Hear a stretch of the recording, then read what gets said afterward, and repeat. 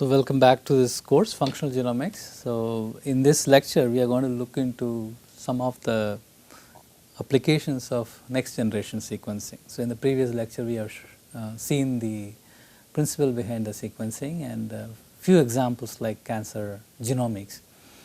So, we are going to go beyond cancer and look at what are the other applications one could think of using this powerful tool of next generation sequencing.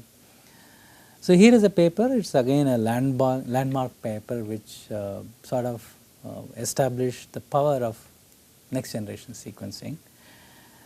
Here they have developed or they have shown the sensitivity at which the sequencing can help as a screen for prenatal measurement of fetal genome. So, you must have read about disorders that affect the children. For example, mental retardation is one such disorder. There could be many other disorders like Rett syndrome and others. It happens because of a de novo mutation, meaning the gamete that led to the embryo had a mutation. As a result, the baby is having a mutation.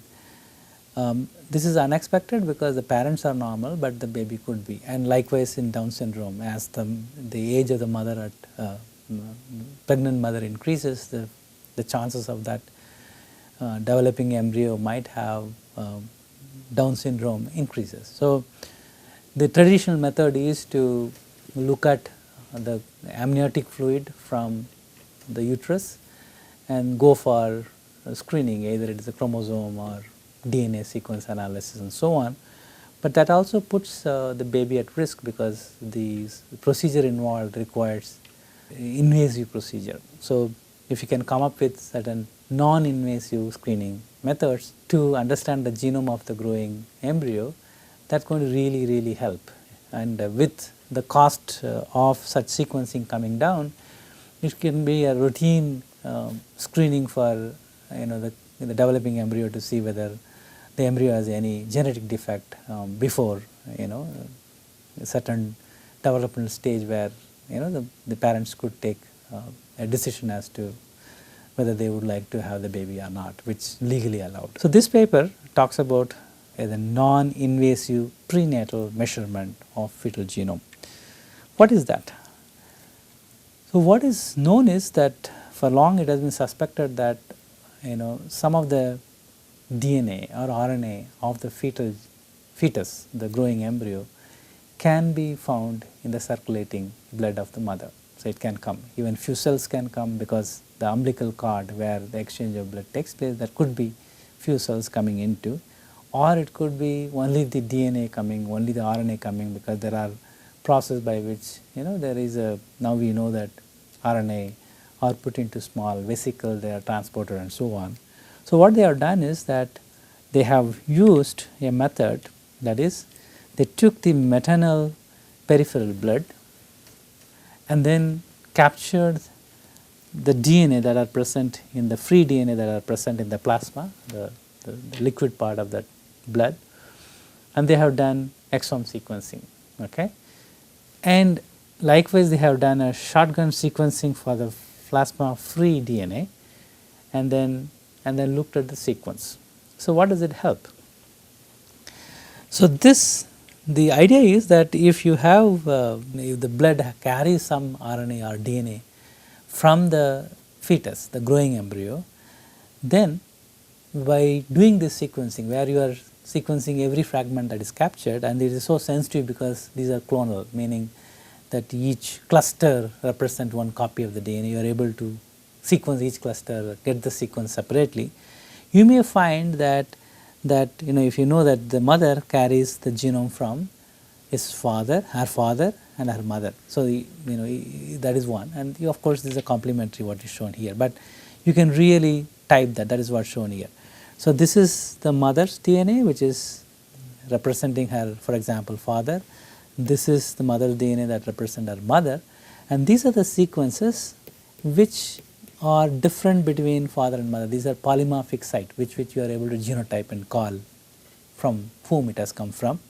And obviously, the fetus would have DNA sequence that had come from her father, right. So, one that has come from mother the other copy that had come from father. So this is the information that you have. You have the DNA sequence of the father, you have the DNA sequence of the mother, which tells you what are the alleles that they have, which has come from his father and his mother and so on.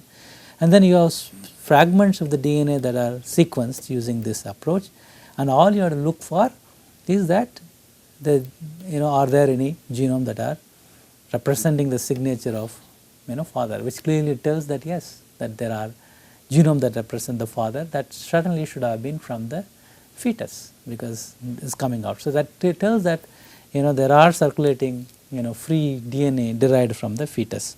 So that is the approach that they used, and they're able to really show that you can do genotyping of the fetus by looking at the free DNA that is there in the serum, right?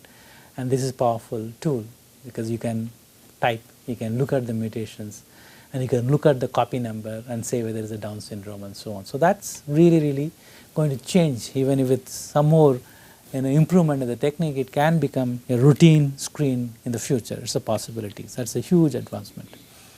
The other application that can that is of great interest is the 1000 genome project. Here the idea is to sequence the complete genome of 1000 individuals and to look for variations, something that we have discussed about.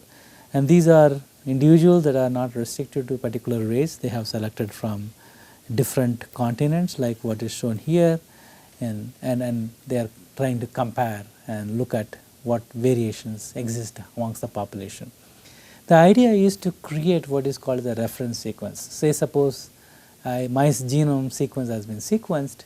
Now when this sequence is done, I need to compare the sequence with some reference sequences to infer what is the variation, whether the variation is something unique to me or present in the population. So for this to happen, you should have enough number of samples already done and present in the database. So that is the objective of the project. So you have at least 100 plus individuals' DNA is sequenced and kept in a database representing each population. So as and when such kind of technology is available for individuals, then they are sequenced, and then you can immediately match with the reference sequence and say whether the variant that was found is common or not common, whether which segment of the genome it represents, whether it could be deleterious, and such kind of analysis can be done using this reference project. So these are the images representing the next generation sequencers. You can see they become very small. Tabletop models have come in. There are different companies that are marketing these products, and they have the chemistry and as well as the the kits for preparing the DNA and ligating into the adapter and so on. So these are some of the popular models that you have. This is just to show you how things have changed. So we started with our discussion on the manual sequencing, how the X-ray film was used to understand the sequences, to the high throughput capillary sequencers. Now what we are talking about is the next generation sequencing, and what we are looking at very soon is a product called MinION. This is all that you have. It's a very small device that you can keep in your palm, which is a personal sequencer. So it's just like your cell phone with a USB card, you can connect to the computer and spot a little bit of your cell or blood or whatever, and it would complete your genome sequencing in few hours. That's what we are expecting. And just to talk about that, we have a video, and I'll play that in the next slide so that you can understand.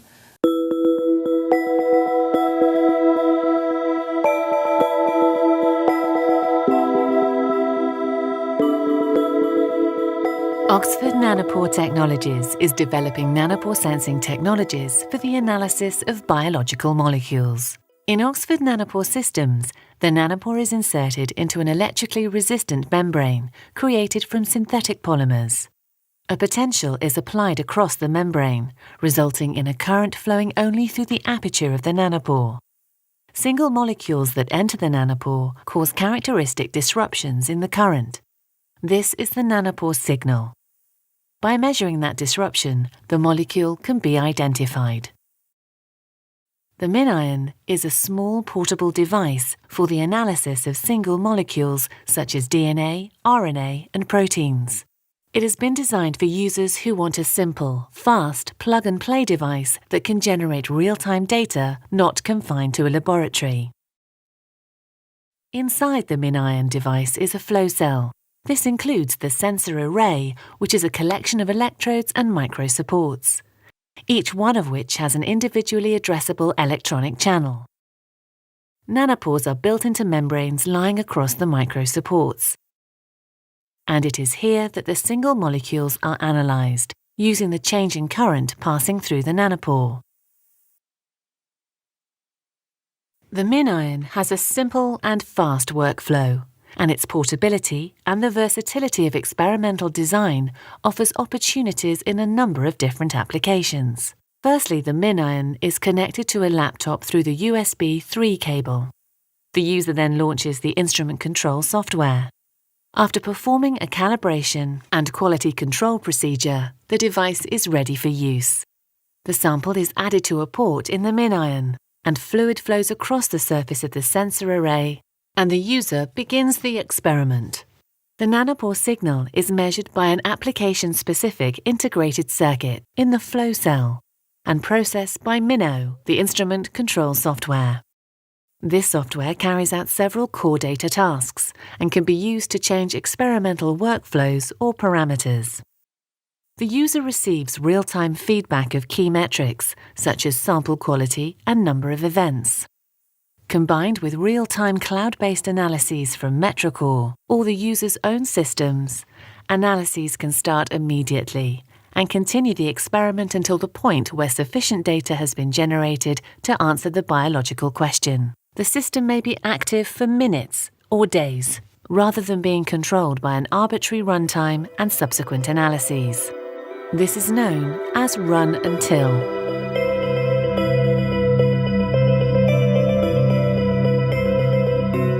On the bioinformatics side, the systems produce full-length, full-read data, whether it's DNA, RNA, or protein, in real time. And that means you can treat those data bioinformatically in real time as the machine runs. Now, running bioinformatics in real time has a number of advantages. The obvious one is it reduces the compute cost and the management overhead, but it also means you can look for things in real time. If you can see things in real time, you can then feed that back to the system, and you can move the whole system or part of it onto another sample or another experiment. Simple to use, with minimal sample prep, the MinION is the world's first portable device for the analysis of biological molecules. For more information, please visit nanoporetech.com.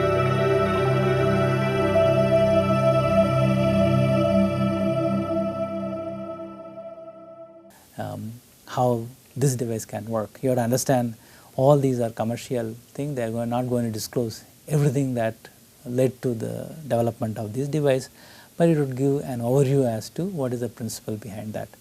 And one can buy this. It's not going to be expensive. And if it becomes really, because this has come like a cell phone, and you can expect that this would flood. If it is successful, it will flood the market, and sequencing would become just like the blood pressure, or just like people measure the glucose level in your blood. It's going to be that easy. So that's the future, right? So having seen the video, now let's look into some of the advantages and disadvantages of the next generation sequencing. So as is the case with any advancement, any technique or any device, there are something good, there are something not so good. The advantage is, of course, is very high throughput.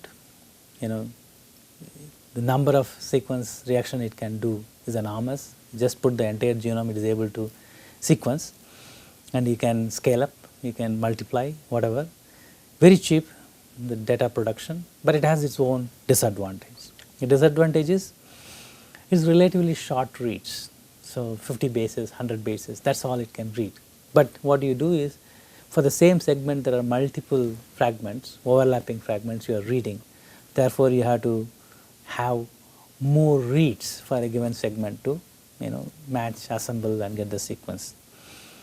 And because of this process, there is also relatively higher error rates, because there are a lot of amplification process.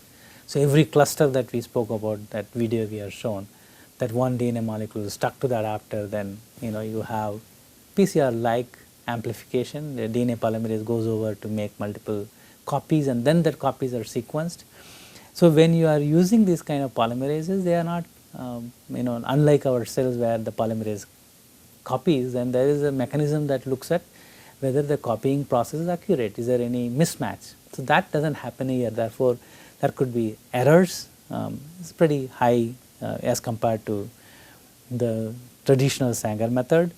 And the third is that the data that it generates is so huge that it really requires a very good bioinformatic tool to assemble the sequences to analyze. It's much more challenging. See, in a traditional Sanger method, anybody should be able to analyze the DNA sequence, but for a NGS platform, the sequence that it generates requires really skilled person analyzing the data.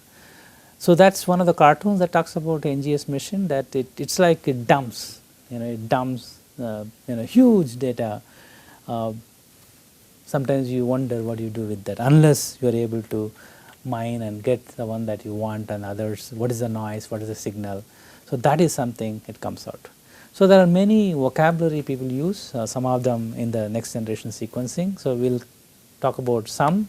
For example, the read, they talk about how many reads. This is a small segment of the DNA, how many times that has been sequenced in independent unit, independent clusters. So the continuous sequence produced by the sequencer, right? Coverage, this is what we spoke about, how many short reads of overlapping segments, that are present. Consensus sequence, so when you have several, sequences you assemble to get, consensus sequence. And this is a quantic. Quantic is nothing but you have assembled a small segment, little larger than the reads, but they are not connecting to something else, but they represent much larger as compared to the reads. And then you have to align with the known sequence to get the region, for example, whether it is DNA coding region and all other things. Right? These are some of these issues that come. So we are also talking about single versus paired end sequencing, directional, unidirectional libraries. We will discuss it in a little later. So this is what it is. So you have the reads, these are reads that represent small segments, multiple of them. You got the sequence, and then each sequence is aligned with overlapping sequence to form what is called as a consensus sequence that represent the quantic. But still the quantic, there are gaps within that. But you are able to say that this quantic is located here in the same physical orientation, that you are able to do by aligning the sequence or comparing it with the genome sequence that is available. So this is how you are able to map, right? So this is the workflow, the data that is generated, how do you really study that. So the analysis of the data, basically this is image analysis, because every time a base is added in a cluster, it's going to emit a particular light. So, but in a chip, you are going to have hundreds and thousands of spots for every read. So there's a powerful image analysis tool that calls for every cluster as to what base has been adapted. The way you are able to put together the sequence, there are two different methods. One is called the de novo genome, that is, you are sequencing a genome and the sequence is not known previously. Okay? So the way you analyze the sequence is very different as comparing to a genome which has already been sequenced, but you are looking at what difference you have it in this particular genome. For example, human genome is available, I want to sequence my genome and identify what variants I call. So I am going to compare with some existing reference data. So the way you analyze is different. De novo meaning you are generating for the first time. So you have, of course, the DNA fragment, and then you have sequenced it and you are finding these overlapping segments, and the overlapping segments to make quantic, and the quantics are looked at for the sequences, and then you make much larger scaffold like what we discussed. Obviously this method is not going to give you the continuous DNA sequence, there will be gaps, and one has to fill the gaps with library and other methods, so that is for sure. But in the second method, where you are talking about analyzing the sequence. For example, you want to look into the RNA sequence, or you want to find where a transcription factor binds, or polymorphism, or mutations, then basically you are reading, single end reads. So one end of the DNA you are sequencing, and then whatever sequence that come, you are comparing with the reference sequence, and that's where you are compiling as to whether sequences are identical or there any difference. The other method is you have a longer DNA fragments. As I told you, the reads are, the length that you can sequence is restricted here, 50 bases, 100 bases, 150 bases, or whatever. So you are not going to sequence the entire DNA fragment, but you are sequencing either end of the fragments, and you are going to, align it like this. That gives you this called the paired end reads, but in this you are going to have segments that are not sequenced, right. So that is a limitation, but this is good enough for you to tell if you are sequencing this as an RNA, cDNA rather, it only tells how many copies of the RNA is present. So still it gives you information. Likewise, you are talking about chip sequencing data. What are the DNA elements on which your transcription factor bound? So how many times it is bound? So you are talking about quantitative measurements. These parent reads are good enough because it tells you how many counts that are present. So that's about the next generation sequence and sequence analysis to some extent. Now we are going to talk about much larger application beyond the mutation detection. Of course, one is whole genome sequence, resequencing like what we have seen 1000 genome project and so on. We also looked at, for example, transcriptome analysis, and of course we can try to understand how the genes are regulated in terms of changes in the DNA, in terms of transcription factor binding to that, and epigenetic changes, for example, methylation of the DNA, or metagenomics we discussed, where we are looking into a large number of microbes we are sequencing, classifying them based on certain signatures, or paleogenomics, for example, extinct species, you can sequence it quickly and understand the sequence and so on. So these are examples. One I am going to show you is what is called the RNA-seq, popularly known as for sequencing RNA, right. So let us say you are looking at two conditions. Condition 1 is a tumor, condition 2 is a normal skin. Let us say the skin with a tumor and skin that is not having a tumor. You isolate RNA exactly the same way like traditional method, and then you are going to pull out all the mRNA if you are looking into the coding RNAs, and then obviously the first step would be to convert the RNA into a DNA, what you call as cDNA fragment, and make it double stranded. And then just like the way you have done it for DNA, you add adapters on either end of the DNA. This is what you do it, right. And then the application is exactly same like DNA sequencing. You put through the small channels and then allow the DNA to go and bind and make clusters, and then use one other chemistry to read the sequence. That is what is shown here as a dot, like the way it is explained in the YouTube. And then you are going to analyze the sequence. So it could be short inserts, or you have reads on either end of the DNA, and once you get the sequences, you are going to go and align with the genomic data that is shown here. For example, that would tell you a given segment of transcript has come from representing exon or intron, and whether it is spliced product or unspliced product, all this information can be obtained. So this is how you do that for that. So you have the raw data, and then you align them to make the contigs or assembly, and then you compare them with the reference sequence that talks about, for example, junction and crossing readouts, for example, alternative splicing, right. Exon 1 is joined with exon 3 or exon 2 or exon 4. So by looking at the sequence in the exon boundaries, you will be able to tell how many times, how many different ways the exon is spliced. Or you can talk about fusion events. Sometimes your chromosomes are translocated. As a result, two different genes is fused together, therefore you have what is called as a chimeric transcript, transcripts having different coding regions. Usually you can look into that. Or you can look at even what is called as allele specific expression, meaning you have for all the genes that are present in your autosomes, you have two copies, one representing father, one representing mother. For some of the genes, it could be only the maternal gene copy is expressed, meaning the gene copy that you derived from mother is expressed, not the gene copy that you got from father. So how would you really do this? So you can sequence it, and there are variants that are present, right? These variants, allele could be different between father and mother. By looking at the sequence of the RNA, you will be able to tell, is there that both the paternal and maternal allele contributed equal number of transcripts, or there is a disparity. You have more of from the maternal one or more transcript from the paternal. If there is a difference, then you can go back and look into the genome organization and see is there anything that affects the way the transcription is being done. So that is another powerful tool which is normally you miss out when you do a microarray or real-time PCR that we discussed earlier. And then we can talk about other, you can talk about count matrix, meaning how many reads you have gotten for a given transcript or gene.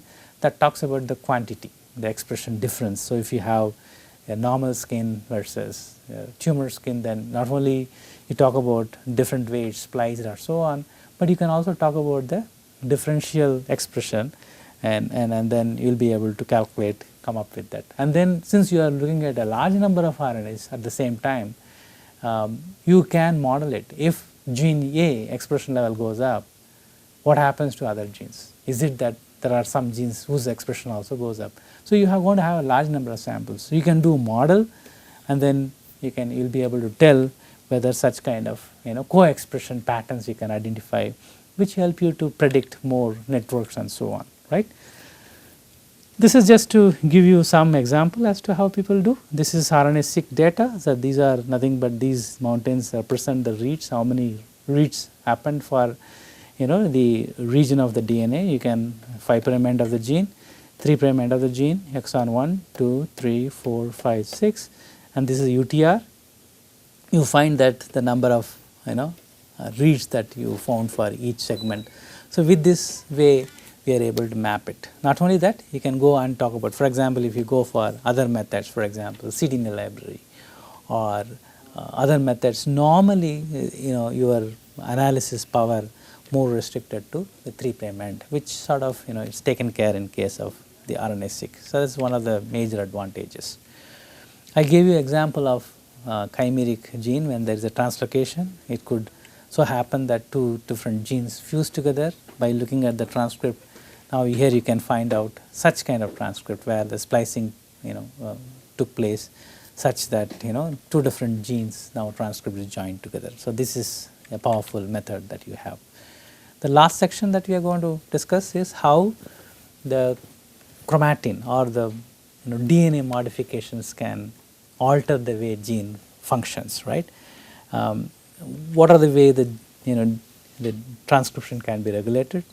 The cartoon represent here the DNA, and then you have what is called as enhancer sequences, onto which there are some proteins comes and bind, which is called the enhancer activating proteins, and you have of course the transcription factors which bind to, and then it all together as a complex recruits the RNA polymerase for the gene to be transcribed.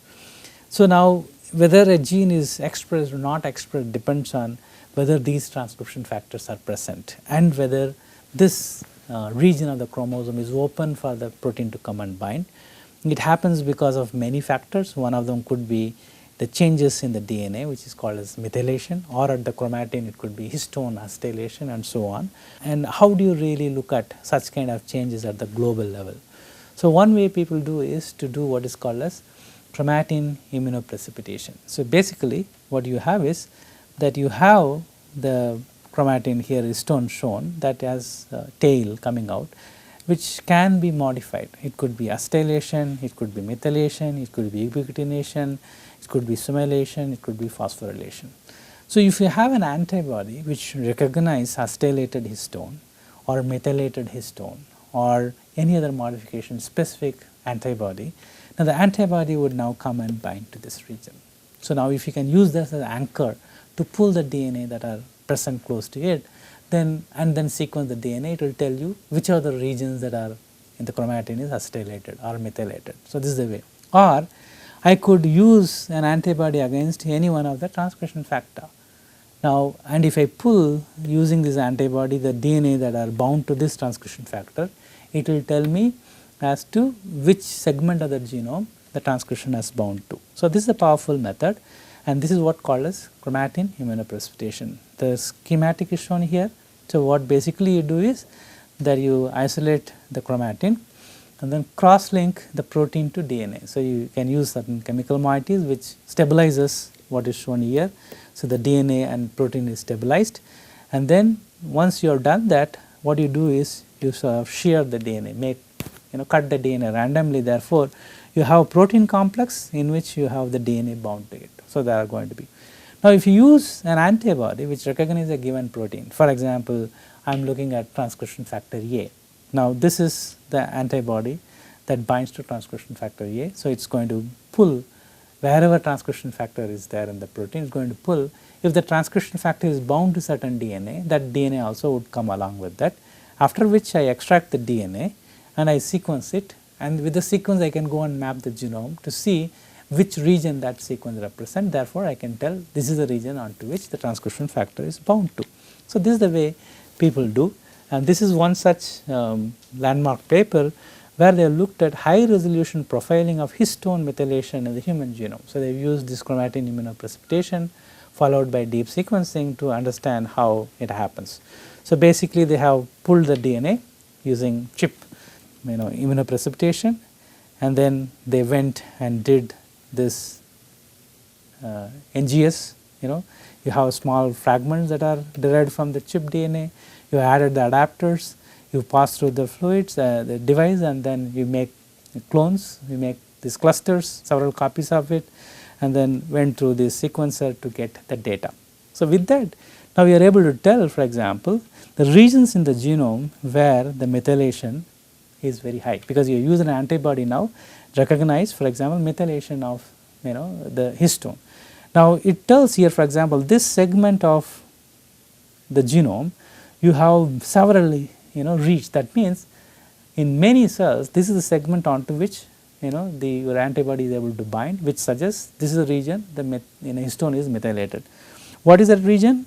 It is an upstream region or downstream to upstream to a particular gene. So, it tells you that this region is methylated and this is expressed or not expressed. You can go and analyze later. And this is going to really help because we are talking about epigenetics. Epigenetics is I may have a normal DNA sequence, but the way my genome functions is modified because the kind of environment I live in, for example, right. So, if I can understand now what are the regions that are of the chromatin that are methylated, it is going to help how the environment modify the genome, its function, without changing the base. So, that is a huge advantage in understanding the function. Some of other sequence shown here, for example, this is an active gene, this is an inactive gene, or a condition in which the gene is inactive, a condition in which the gene is active. You can see that this is the number of reads that are denoted by the line diagram. Here you can see the enhancer region. If you have used, then you can find that the methylation is altered here, more reads come here, likewise the promoter and so on. So, this is the way, depending on what you are looking at, transcription factor and others, you are able to infer as to how that could possibly regulate the expression of the gene. So, that is the power of the next generation sequencing, and as you have seen, they are just these technologies are coming up. Still you have a long way to go, and maybe next 5 years, 10 years, you are going to see changes that you cannot imagine. It's beyond imagination, and it could be anywhere in the city, town. There could be shop that can sequence the genome and may have methods to analyze the genome and predict as to what are the risk factors that you have, or diagnosis can become better, just like what you have for blood test and others. So, with that we end this section of the discussion, that is next generation sequencing. The next classes we are going to discuss about the usage of these sequences to understand how we evolved and how we can analyze the genome sequencing.